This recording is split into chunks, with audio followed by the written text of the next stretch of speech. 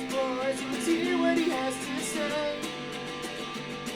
His name is NetsBoy, he thinks the world is all over when the Nets just can't play.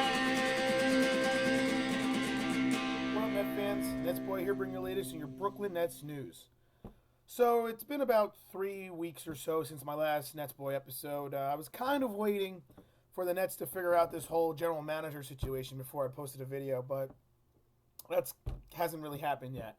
Though the Nets are this week doing their supposedly final round interviews for the general manager spot, and probably by the end of next week, the Nets should have a general manager. There's been a couple of names that have been thrown out there as finalists. Obviously people like Brian Colangelo, who's a big favorite, Danny Ferry, Arturas Kanishevich, who I personally really like because he used to play at Seton Hall, and everyone, if you remember from previous videos, I went to Seton Hall, and I actually remember him playing a long time. I mean, I was too young. I wasn't actually at the school then, but I remember growing up him playing for that team. The Rockets, executive vice president, Garrison Rosas. I'm going to say it's Rosas because Rosas is just... No, I don't think it's Rosas. He's another person out there. And then obviously there's Frank Zanin. I don't know how half these people pronounce their names, to be honest. I'm just taking a shot at, in the dark here. He's the current assistant GM for the Nets. His name has been out there. So basically, sometime during this week, the Nets should hopefully have a GM. And, I'll go into more detail about that probably on the next NetsBoy episode once, a GM is announced. This video, though, today, I want to just talk about one major thing. It's something I've emphasized several times in previous videos, and I just want to emphasize it again because I continue to hear certain rumors and read certain things about these trade ideas. The Nets should not, and I repeat, should not trade either Brook Lopez or Thaddeus Young by this upcoming trade deadline, which is 10 days away. 10 days away. They should not. I don't care if this team is going nowhere. They're a terrible team. They just lost to the 76ers, which is disgusting. After they had a great game against the Kings, they just lost against the 76ers. They're a bad team. I understand that. But trading away those players now does not help this team get any better. You're not going to get a significant enough draft pick to make up for this team's struggles. You won't. Brook Lopez is a great player. He's having a great year. He's averaging 20 and 8, maybe 20 and 9 almost, with 2 blocks a game. But there's no team that is going to give a draft pick anything higher than maybe the 20th overall pick in this upcoming draft. That is not enough to turn a franchise around or to build upon. The 20th overall pick is not a pick that you can say, oh, we're going to get a guy we can build our team around in the future. It's not. So unless you can get a top 10 pick or multiple lottery picks, you do not trade either Brook Lopez or Thaddeus Young, which is why you shouldn't trade them at all. Because the teams that will want both either Lopez or Young are teams who are in playoff contention. So the draft picks you'll be getting from them would be 18, 19, 20, 21, 22, somewhere around that area around pick. So it's not a good move. It's dumb.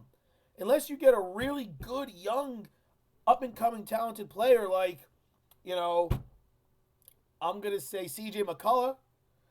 Maybe if somehow the Nets could get someone like him and a draft pick for someone like Lopez or Young, okay, I can understand that. But let's be honest, no team's going to do that. The teams that want people like Lopez and Young are teams that are right there on the cusp, like the Celtics, like the Rockets, like the Thunder, like the Warriors. I heard things about the Warriors. Thaddeus Young going to the Warriors for maybe Harrison Barnes. That one I can kind of get behind because I think Harrison Barnes has a lot of potential to become, I wouldn't say a star player, but a really good player. He already is a pretty good player, but even better like all-star caliber player. But that's my point though. The teams that want these players are not going to give significant enough assets in which it's worth the Nets trading them at this point. Because look, we know what the Nets strategy is. They might not have a general manager right now, but I can tell you that Prokhorov's plan is to go after free agents, and he's not going to want a GM who wants to just blow up this team. Not yet. We know the Nets are going to have about $40 million, maybe even more, of cap space to go after free agents. And I'll tell you something: they cannot land any free agents if they don't have Lopez or Young.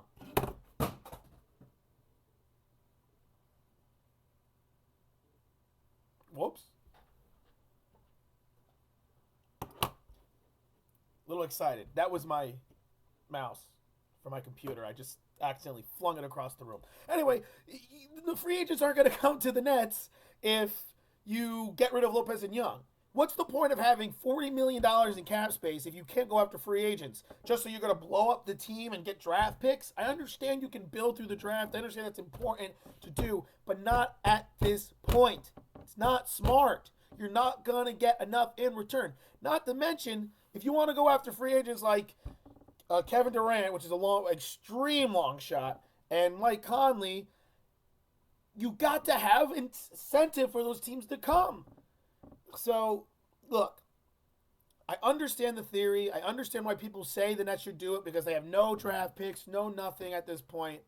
But the strategy is really, you got to try to swing for the fences. And I don't want to say swing for the fences, but step up and make some plays, get some singles and maybe some doubles this free agency. Because that's your only way you're going to improve this team at this point. That being said, if you fail miserably this coming free agency and you don't get significant players or the players you get don't work out, that's when you trade Lopez and Young. But not now. Not now. You keep them this year. You build on what you can. You try to get as good as you can. Chris McCullough is expected to play sometime next week. Rondé Hollis-Jefferson will be back after the All-Star break. They'll get basically everyone back, and who maybe they'll start playing well. Maybe the Nets go out there and try to make a move when they have a general manager to bring in a player who's not going to change their cap space. Maybe like a Brandon Jennings or something along those lines. And you go after all the free agents in free agency and hopefully land one or two decent enough players or multiple good players to play with Thaddeus Young and Brook Lopez. Because I'm going to be honest, the Nets just need better role players. Young and Lopez are good enough players where they've proven they can be significant focal points of an offense. They just need everyone else to be useful. Because other than really Bojan Bogdanovic, Shane Larkin, and Joe Johnson occasionally, everyone else is kind of useless. So that's what they have to do. And I just want to get that clear. I read some really dumb things about trading in Thaddeus Young for Brandon Jennings, which is unbelievably stupid because Jennings is going to be a free agent anyway. So why would you trade away one of your best players to get a player you could get literally if you just wait 6 months? I mean, there's a lot of dumb things out there. And I just want to make sure that I specify, do not trade these guys until, try not to trade them at all come this trade deadline. And if, everything is a disaster in the offseason, then you trade them. Because let's be honest, the teams that want Lopez and Young now are probably still going to be interested in them come season's end, barring any significant injury. And I'm pretty sure you can get just as good, if not a better offer for Lopez and Young over the offseason as you would this year at this trade deadline. Because I just think that's really the case. So that's what I would do.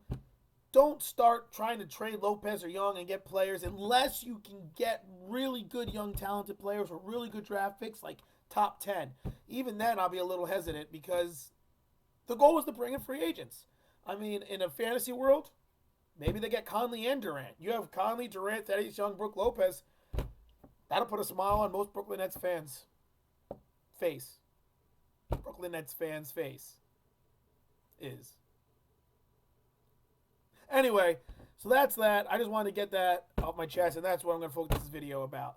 Moving forward, the next few games for the Nets, they have the Nuggets on Monday night tonight. winnable game, but obviously, who knows what's happening with the Nets. Like I said, they just lost to the 76ers, which is depressing, but they beat the Kings. We know they can beat good teams. Then after that, they're going to play the Grizzlies, which NetsBoy will be at that game, watching his favorite player, Vince Carter, play about 10 minutes a game.